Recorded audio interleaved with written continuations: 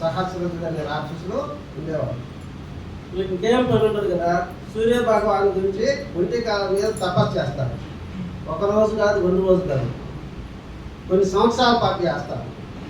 సూర్య భగవాన్ ప్రత్యక్షంగానే నాకు మరణం వద్దు, సావు లేని వరం ఏమంటారు.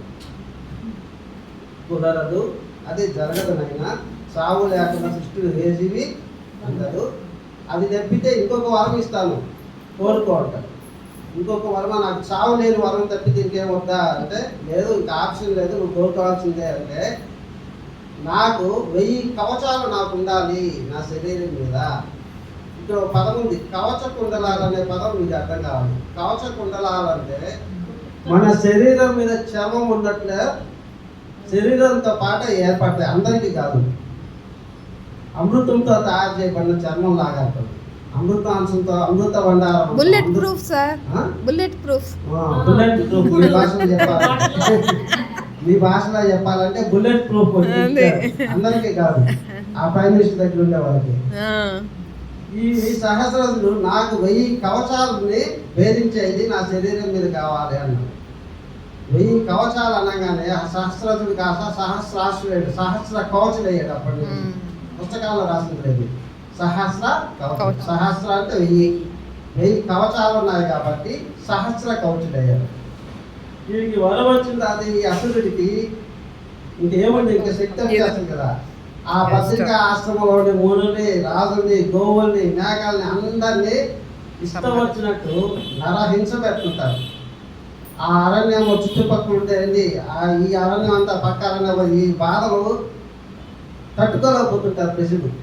అందులో విష్ణు భక్తురాలు ఒక ఆమె ఉంటుంది. ఆమె దొడ్డులో ఉండే గోవులన్నీ తినకపోతే మొత్తం చెప్పండి.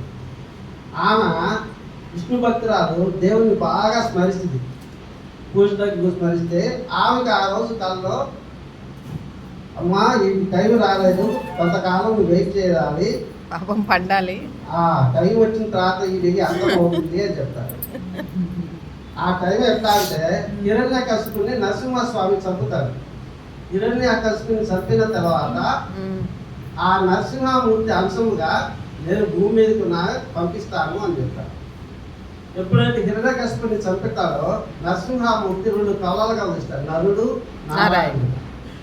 నరుడు నరసింహ, నరసింహ.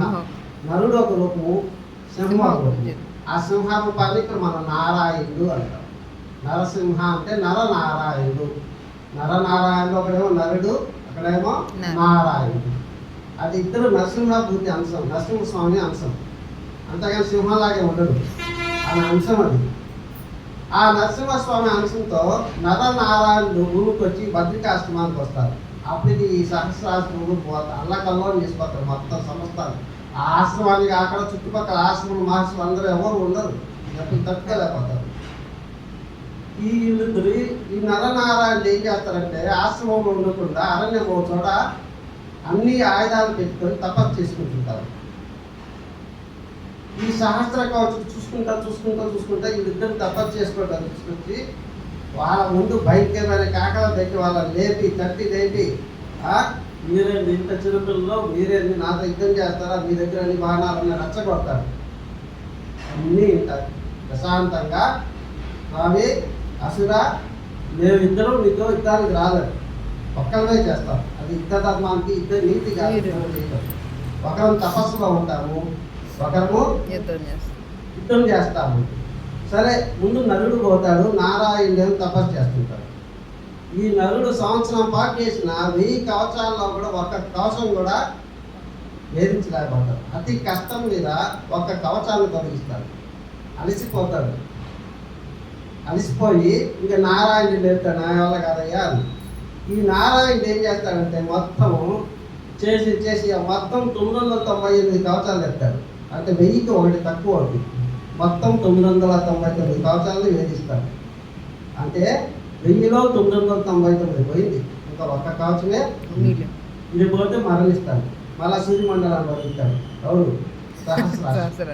పోయి ప్రాధాయపడతాడు, దయచేయమంటాడు, భిక్షకు అవుతాడు. శరణు వేడితే నేనేం చేయలేను, మీ లెక్క ప్రకారం ఇచ్చానంటే ఇంకా భూమి మీద కాకుండా అక్కడే ఉంటాడు. కానీ అగ్నిలో దహింపబడి ఆ ఒక్క కవచం వచ్చేసి తదుపరి కుంతీదేవి కర్ణుడుగా ఉంటాడు. ఆ ఒక్క కవచం ఉంది కదా, ఆ ఒక్క కవచంలో ఆ అసురుని బిడ్డగా మార్చి కుంతీదేవికి ఇస్తారు. ఆయనే కర్ణుడు. అందువల్ల కర్ణుడిలో 2 లక్షణాలు ఉంటాయి. రాక్షస లక్షణాలు ఉంటాయి, కుంతి